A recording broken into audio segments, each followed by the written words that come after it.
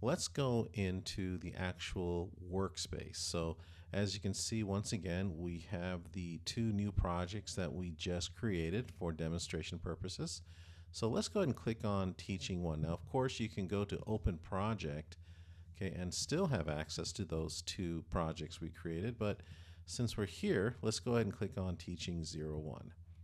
Okay, so let's double click.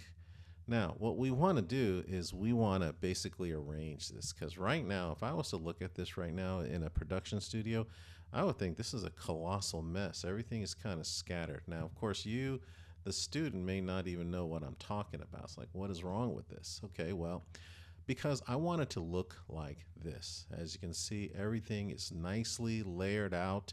Okay, you've got the project on the upper left, and you got the source in the middle.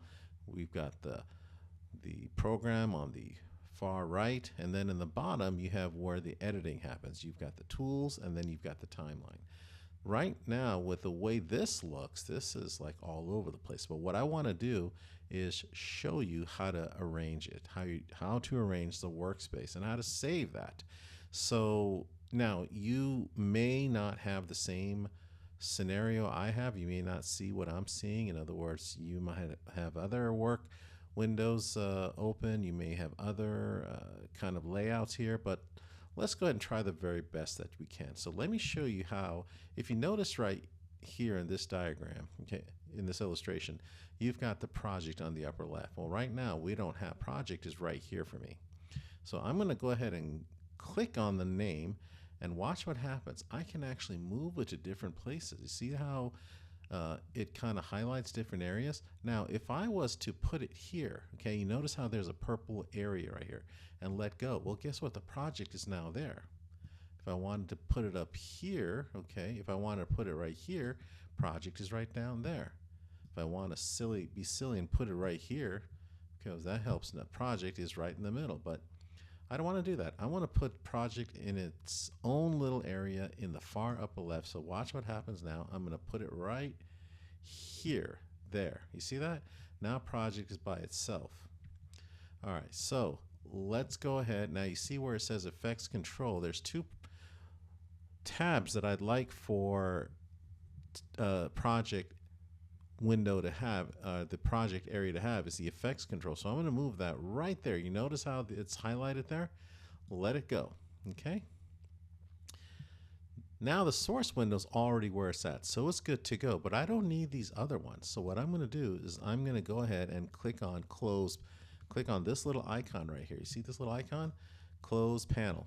It'll get rid of it. But now I've got to do that for all these. That's a lot of work.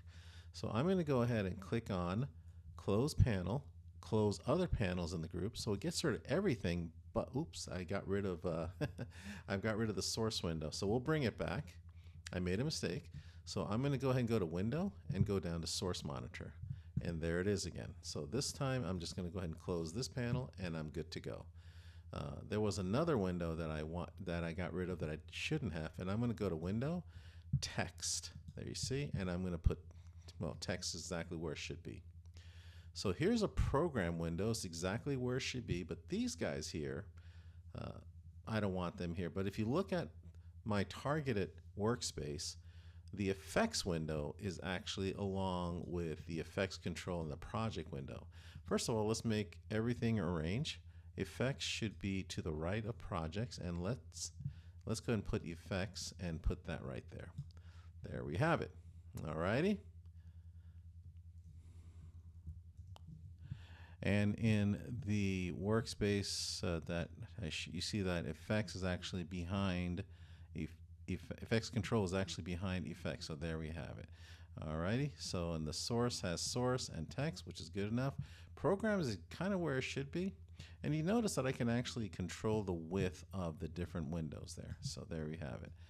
Now this properties, well, I don't need any of this right here. So as you can see, so again, I'm just going to go ahead and click on close other panels and group, and this close, and then I'm going to close this one.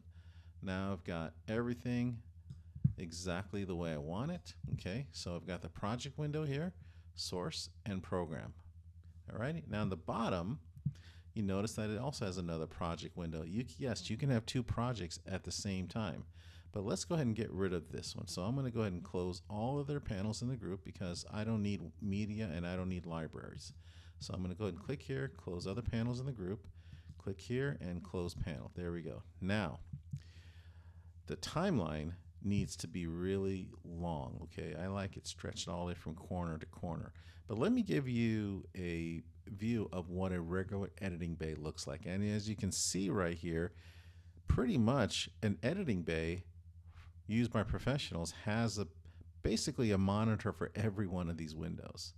But since I'm using a very large Mac, I can get away with this and kind of close this in because I don't see a need for these icons, this toolbar icon, to take up so much space that it has to stretch across. Okay, I can do this. Now I can also do this. Okay, watch this. I can put it right here. That would work, and that'll expand my timeline even more. Okay, that will really help me, and I might just leave. Actually, I kind of like that, but let's go ahead and do exactly what we wanted to do. So I'm going to have to bring this down, and let's go ahead and put it right about there and bring this in. Good enough. All right, and we can kind of bring this whole top row up a little bit.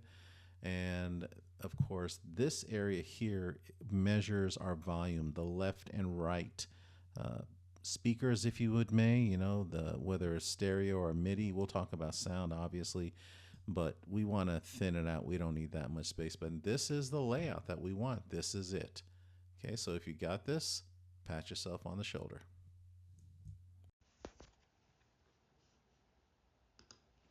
And there's one last part that we need to go over, and that is we want to save this workspace. So to do that, go to Window, Workspace, and then go all the way down to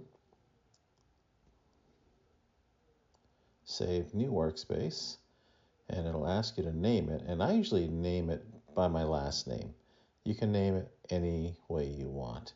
So once you've made a decision, press OK, and now we can see that the workspace has been saved. There you see, my last name is there, and you can name it anything you want, but it's there for you for future use. Okay, that's it.